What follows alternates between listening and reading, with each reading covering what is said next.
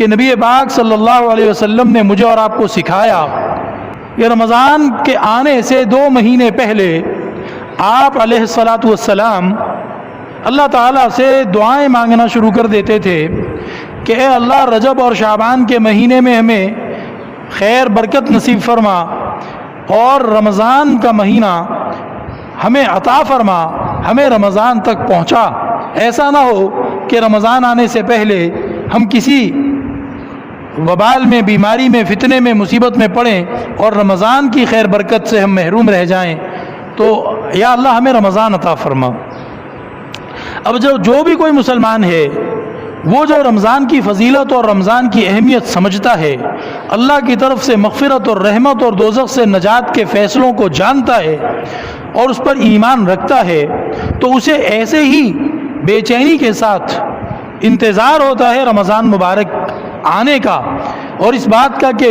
میں رمضان میں پہنچوں، رمضان کا مہینہ مجھے نصیب ہو اور میں رمضان کے مہینے میں نیکیاں کر لوں، اپنے رب سے اپنے گناہ بخشوا لوں، اپنے رب سے کوئی توبہ استغفار کر لوں، اپنے رب کو منا لوں اور اس سے دوستی کر لوں۔ بندے کو اس کا انتظار ہوتا ہے۔ اگر ہمیں نہیں تھا تو اور بھی زیادہ فکر مند ہونے کی ضرورت ہے، ہمیں ہونا چاہیے۔ اللہ رب العزت کی طرف سے آفر لگتی ہے، اللہ رب العزت کی طرف سے پیکج لگتا ہے اور ہم کہیں کہ جی ہمیں تو کوئی اس کا انتظار نہیں، ہمیں تو نہیں چاہیے۔ جن لوگوں کو معلومات ہوتی ہے نا مارکیٹ کی، جن لوگوں کو مارکیٹ کی معلومات ہوتی ہیں کہ کس مارکیٹ میں کس مہینے میں یا کس دن سیل لگتی ہے،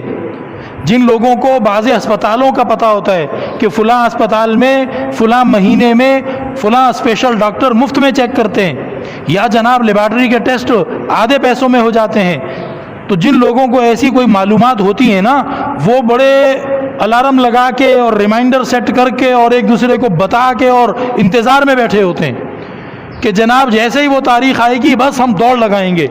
اور ہم ادھر پہنچیں گے۔ جی ایک مرتبہ جو ہے وہ ہمیں کسی نے بتایا کہ فلاں بڑا برانڈ ہے تو ان کی جو ہے وہ سیل لگی ہوئی ہے کچھ کپڑوں کے حساب سے، تو ہم میں ترتیب بناتے بناتے 2-3 دن اور گزر گئے۔ اب جب وہاں پہنچے ہم تو وہاں جو سیلز پرسن تھے وہ کہنے لگے کہ سر آپ کو آنے میں ذرا دیر ہو گئی،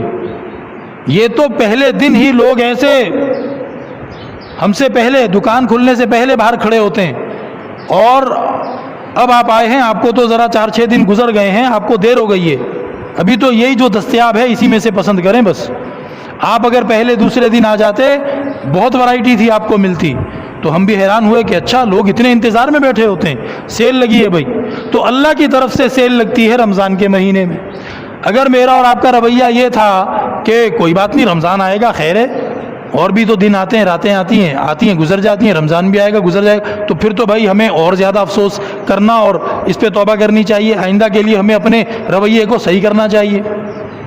تو ایک مسلمان کا جو حال ہونا چاہیے اور جو ہوتا ہے عام طور پر وہ یہ کہ وہ رمضان کا بڑا منتظر ہوتا ہے اور وہ اللہ سے دعائیں مانگ رہا ہوتا ہے، یا اللہ مجھے عطا فرما، مجھے عطا فرما، مجھے عطا فرما۔ اللہ رب العزت نے رمضان عطا فرما دیا اور رمضان ہم نے گزار لیا۔ اب جس نے رمضان میں اللہ تعالیٰ سے اپنے معاملات سیٹ کروا لیے، اپنی فائلیں دستخط کروا لی ہیں اور اس کی جو فائل دوزخ میں پھنسی ہوئی تھی وہاں سے وہ فارورڈ ہو گئی جنت کی طرف کہ چل بھائی اس کا معاملہ کلیئر ہے، پچھلے گناہ معاف ہیں، وہ تو لاکھ کروڑوں مبارکباد کا مستحق ہے۔ اور باقی رہ گئے ہم جیسے جن کو اچھی طرح پتا ہے کہ ہم نے رمضان مبارک میں بھی کوئی تیر مار کے نہیں دکھایا، سوچتے بڑے تھے رمضان آئے گا یوں کریں گے یوں کریں گے یوں کریں گے، ہو کچھ نہیں سکا۔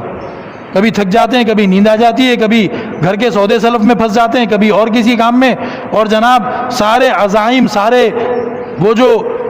امیدیں، تمنائیں، آرزویں تھی وہ دھری کی دھری رہ گئیں، ویسا ہو نہیں سکا جیسا کرنا چاہیے تھا۔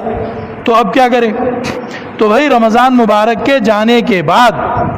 ہم رمضان مبارک کے مقصد کو سمجھیں۔ رمضان مبارک کا اصل مقصد کیا تھا؟ رمضان مبارک کا مقصد تھا کہ وہ مہینہ میری اور آپ کی پریکٹس اور ٹریننگ کے لیے آیا تھا۔ میری اور آپ کی پریکٹس کے لیے آیا تھا کہ ہم 1 مہینہ ٹریننگ کر لیں اللہ تعالیٰ کی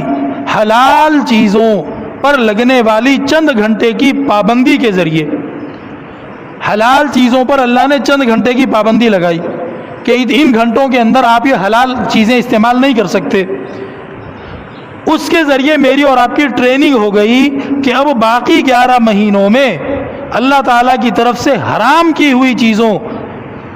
سے بچنے کا حوصلہ تمہارے اندر آ چکا ہوگا، کیونکہ رمضان کے مہینے میں تم ان حرام چیزوں سے تو بچتے ہی تھے، کیونکہ ان سے تو ساری زندگی بچنا ہے. رمضان میں تم نے 3 قدم آگے بڑھ کے اور حلال چیزیں بھی اپنے اوپر حرام کر لی تھی، اور اللہ کا لحاظ کر کے ان چیزوں کو استعمال کرنے سے اپنے آپ کو کنٹرول میں رکھا تھا. اب اگلے 11 مہینوں میں یہ کرو تو رمضان مبارک کی جو پریکٹس تھی، رمضان مبارک کا جو مقصد تھا، رمضان مبارک کی جو ٹریننگ تھی، گویا وہ تمہیں حاصل ہو گئی ہے، اور اب تم اس پر مطمئن ایک حد تک مطمئن ہو سکتے ہو کہ اللہ رب العزت نے مجھے رمضان کا فائدہ عطا فرما دیا ہے.